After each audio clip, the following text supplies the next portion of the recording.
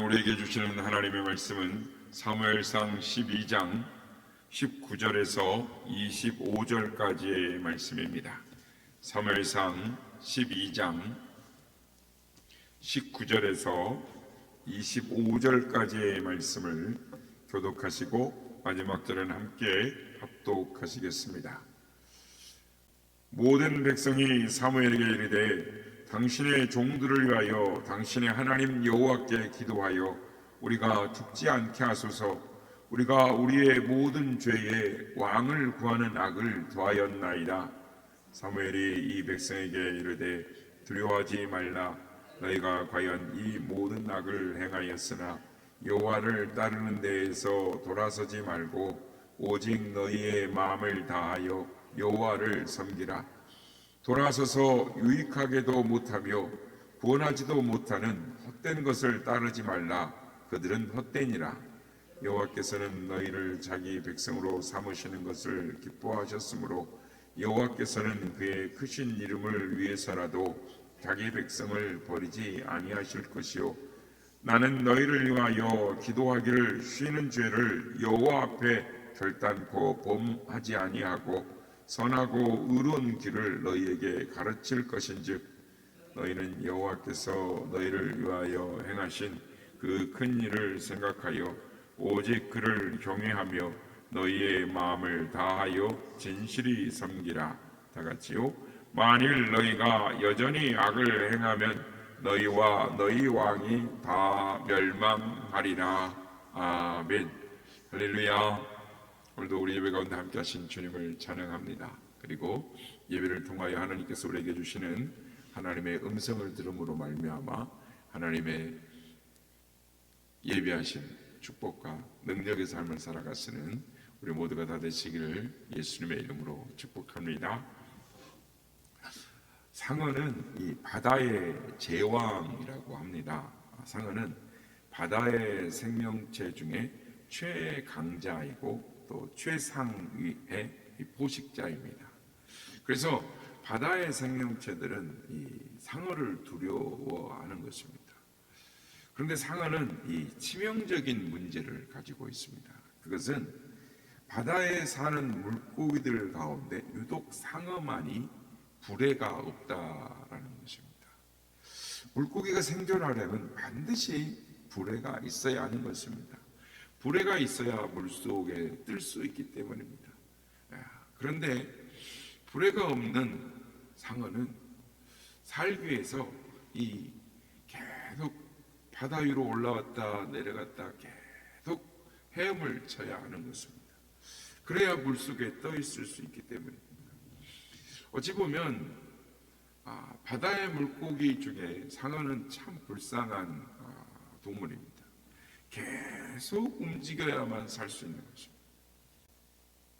그런데 계속 움직이다 보니 상어는 바다의 동물 중에 가장 힘센 동물이 되었습니다. 그래서 바다를 호령하는 절대 강자가 된 것이죠. 우리 하나님의 백성들도 그렇습니다. 상어가 계속해서 헤엄을 쳐야 하는 것처럼 하나님의 백성들도 계속 기도해야 하는 것입니다. 상어가 가만히 있으면 가라앉고 마는 것처럼 하나님의 백성들도 기도하지 않고 쉬어 있으면 이 세상의 풍조에 휩쓸리고 마는 것입니다. 상어가 계속 헤엄칠 때 상어 본연의 삶을 살 수 있는 것처럼 하나님의 백성들도 계속 기도를 할 때 하나님의 백성답게 살 수가 있는 것입니다. 상어가 계속 움직이다 보니 힘이 센 강자가 된 것처럼 하나님의 백성들이 계속 기도하면 이 세상이 감당할 수 없는 영적인 강자가 되는 것입니다. 오늘 본문에는 기도의 즉 중보 기도의 소중함을 알고 기도에 헌신하며 살았던 한 사람의 이야기가 나오는 것입니다. 바로 사무엘입니다. 그는 중보 기도에 철저하게 헌신하는 삶을 살았습니다. 사무엘 당시 이스라엘에는 영적인 어둠이 짙게 깔려 있었습니다. 그 상징적인 모습이 우리가 살펴본 대로 사무엘상 2장 12절에 이렇게 기록되어 있습니다. 엘리의 아들들은 행실이 나빠 여호와를 알지 못하더라. 당시의 대제사장이었던 엘리의 두 아들 홈리와 비느하스는 제사장임에도 불구하고 하나님을 즉 여호와를 알지 못했다라는 것입니다. 그리고 더 심각한 것은 2장 17절에 기록되어 있는 것처럼 이 소년들의 죄가 여호와 앞에 심히 크면 그들이 여호와의 제사를 멸시하였더라라고 합니다. 그들은 제사장임에도 불구하고 하나님 앞에 예배드리는 것 여호와를 멸시하였다라는 것입니다. 성전 안의 상황이 이 모양이니 성전 밖의 상황은 어떠했겠습니까? 저들은 이미 자기들의 조상적의 자기들을 구원하신 여호와 하나님을 잊어버렸습니다. 하나님의 백성이신 백성의 왕이신 하나님을 인정하지 않고 하나님의 뜻을 잊은 채 살았습니다. 이제는 급기야는 하나님이 아닌 사람을 자신들의 왕으로 세우겠다고 뜻을 굽히지 않고 요구를 했습니다. 주장을 하는 것이죠. 사무엘이 그들을 아무리 만류해도 사무엘의 말을 듣지 않고 그들의 주장을 계속 고집을 피웁니다. 그들의 주장이 너무 강해서 사무엘이 하나님께 뜻을 구합니다. 그때 하나님께서 이렇게 말씀하십니다. 그들이 너를 버림이 아니고 나를 버려 자기들의 왕이 되지 못하게 하려 함이니라 라고 말씀을 하십니다. 그리고 우리가 읽기 전에 있는 18절에 하나님께서 우레와 비를 보내십니다. 이 시기는 밀베는 시기이기 때문에 비가 오는 시기가 아닙니다. 그런데 우레와 비가 막 쏟아지는 것입니다. 그러니까 천둥이 번개가 막 치면서 비가 막 쏟아지는 거예요. 한겨울에 그렇게 천둥치고 비가 내린다고 한번 생각해 보십시오. 백성들이 두려워서 사무엘에게 말합니다. 당신의 종들을 위하여 당신의 하나님 여호와께 기도하여 우리가 죽지 않게 하소서. 우리의 모든 죄에 왕을 구하는 죄를 지었나이다. 이때 사무엘이 백성들에게 이렇게 말합니다. 나는 너희를 위하여 기도하기를 쉬는 죄를 여호와 앞에 결단코 범하지 아니하리라. 이 말은 나는 너희 이스라엘 백성들을 위하여 계속 기도해 왔고 앞으로도 계속 너희를 위하여 기도할 것이다. 나는 너희 이스라엘 백성들을 위해서 기도하는 것을 죄를 지는 것처럼 생각하고 즉 하나님 앞에 죄 짓는 것처럼 생각하고 너희를 위하여 계속 기도할 것이다. 이전에도 그래왔고 앞으로도 계속 기도할 것이다 라고 말합니다. 그렇습니다. 하나님의 종들은 사무엘처럼 중보 기도의 소중함을 깨닫고 기도해야 하는 것입니다. 사무엘처럼 그 누군가를 위해 중보 기도하라 하는 하나님의 명을 받았다면 쉬지 않고 계속 기도해야 하는 것입니다. 특히 중보 기도를 쉬는 것을 죄라고 여기면서 기도해야 하는 것입니다. 여기에 우리가 한 가지 기억해야 될 것은 중보 기도자들은 중보 기도가 하나의 자신의 공이라고 생각해서는 안 된다라는 것입니다. 그러니까 남을 위해 내가 중보 기도를 했더니 그것이 남을 돕는 일이요, 하나님께 칭찬받는 일이다. 그래서 하나님 앞에 섰을 때 하나님이 나에게 칭찬해 주실 것이다. 이런 것을 생각하며 하나의 공으로 생각하며 중보 기도를 해서는 안 된다라는 것입니다. 반대로 중보 기도를 하나님의 명령으로 생각하고 중보 기도하는 것을 쉬지 않고 즉 쉬는 것을 죄라고 생각하며 기도해야 된다. 즉 죄를 짓지 않기 위해서라도 쉬지 않고 중보 기도를 열심히 해야 하는 것입니다. 그러면 왜 하나님은 우리에게 계속 기도하라고 말씀하시는 걸까요? 왜 쉬지 않고 계속 기도를 해야 하는 것일까요? 그것이 자신을 위한 기도이든지 아니 남을 위한 중보 기도이든지 왜 우리는 계속 기도를 해야 하는 것일까요? 기도할 때 앞에서 말씀드린 것처럼 하나님의 백성으로서의 본연의 삶을 살 수 있기 때문입니다. 능력 있는 그리스도인으로 살 수 있기 때문입니다. 누가복음 18장 1절에 보면 주님께서 이렇게 말씀하십니다. 예수께서 그들에게 항상 기도하고 낙심하지 말아야 할 것을 비유로 말씀하시되, 예수님은 항상 기도하라고 말씀하십니다. 낙심하지 말아라 라고 말씀을 하십니다. 그런데 주님께서 왜 항상 기도하라 라고 명령하셨다고요? 한 번 기도하면 잘 알아듣지 못하시기 때문에 계속 기도하라고 했을까요? 마치 난치성인 노인에게 말할 때 귀에다가 입을 대고 같은 말을 계속해야 알아듣는 것처럼 하나님이 우리가 같은 기도를 계속 반복해야만 하나님이 알아들으시기 때문에 계속 기도하라고 하셨을까요? 물론 아닙니다. 그러면 우리에게 신앙생활을 강요하기 위해서 세상 일은 다 뒤로 하고 오직 주님만 찾으라고, 주님 앞에만 서 있으라고 하시기 위해서 계속 기도하라 라고 하셨을까요? 물론 아닙니다. 그러면 왜 하나님은 우리에게 항상 기도하라 라고 말씀하시는 것일까요? 우리 때문입니다. 우리가 기도하지 않으면 믿음이 흔들리게 되고 그래서 낙심하게 되기 때문입니다. 항상 기도하고 낙심하지 말을 것을 라고 말씀을 하시는 것처럼 우리가 이 주님께서 이 말씀하신 것을 기억하고 주목해야 하는 것입니다. 항상 기도해야 낙심하지 않고 믿음을 지킬 수 있기 때문입니다. 파울로 코에놀라라고 하는 이 사람이 쓴 흐르는 강물처럼이라는 내용이 나온 이야기인데요. 거기에 보면 수도원의 수도사와 원장이 나누는 대화가 있습니다. 피에트라 수도원에서 아침 기도회가 끝난 후에 한 풋내기 수도사가 원장 수도사에게 물었습니다.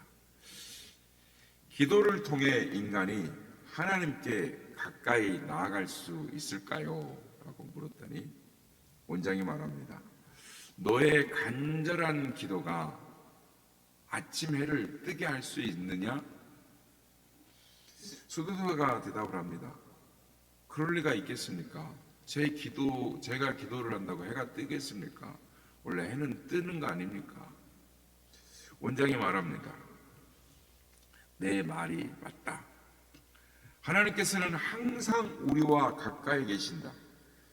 우리가 얼마나 기도하느냐 상관없이 우리 곁에 가까이 와 계신다. 이 분내기 수도사는 충격을 받습니다. 그리고 더 큰 소리로 눈이 동그래가지고 원장에게 묻습니다. 그러면 기도가 쓸모없다는 것입니까? 원장이 이렇게 대답합니다. 절대로 그런 말이 아니다.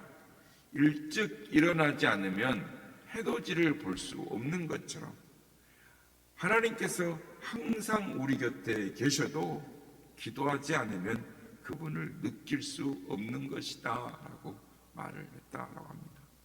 그렇습니다. 우리가 기도해야 하나님이 나와 함께 하심을 느낄 수 있고 그래서 믿음을 지킬 수가 있는 것입니다. 그러나 기도하지 않으면 하나님이 나와 함께 계셔도 하나님을 느낄 수 없습니다. 기도하지 않으면 믿음이 흔들리는 것입니다. 기도하지 않으면 낙심하게 되는 것입니다. 하나님이 내 곁에 와 계셔도 하나님이 아무리 나에게 위로하시고 나에게 새 힘을 주신다고 축복의 말씀을 하셔도 내가 기도하지 않으면 주의 음성을 들을 수 없고 주님을 느낄 수 없기에 주님은 이것을 아시기에 우리에게 항상 기도하라라고 말씀을 하셨던 것입니다. 사랑하는 성도 여러분, 주님은 우리에게 항상 기도하라고 말씀하십니다. 우리를 위해서입니다. 우리가 믿음을 지킬 수 있기 위해서, 능력 있는 그리스도인으로 살아갈 수 있기 위해서 우리에게 항상 기도하라라고 말씀하십니다. 그러기는 남을 위하는 중보 기도이든 나를 위한 기도이든 기도를 쉬지 않고 함으로 말미암아 하나님께서 우리와 함께 하심을 느끼는, 그래서 능력 있는 그리스도인으로 살아갈 수 있는 우리 모두가 다 되시기를 예수님의 이름으로 축복합니다. 내 기도하는 그 시간 그때가 가장 즐겁다. 이 세상 근심 걱정에 얽매인 나를 부르사 내 심정 소원 주 앞에 낱낱이 바로하네요.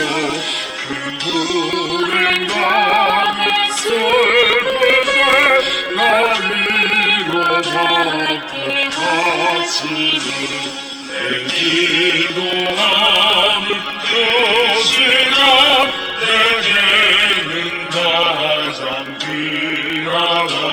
저 광야 같은 세상을 끝없이 밟아가면서 인태한 길로 나갈 때 주께서 나를 이끌어 그 보좌 앞에 나아가 그 눈에 함께 하시네.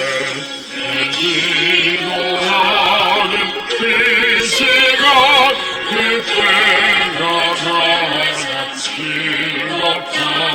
이제껏 지은 큰 죄로 내 마음심이 아파도 참마이 위로를 웃어 가슴 힘없이 하르며 주 나를 위해 복에서 새 은혜 부어주시네. 내 기도하는 그 시간 그때가 가장 즐겁다. 주 세상에서 일찍이 서요란 행복 기하여 인들에서 나산에서 온 밤을 세워 지내사 주 예수 지는 기도로 근본을 보여주셨네.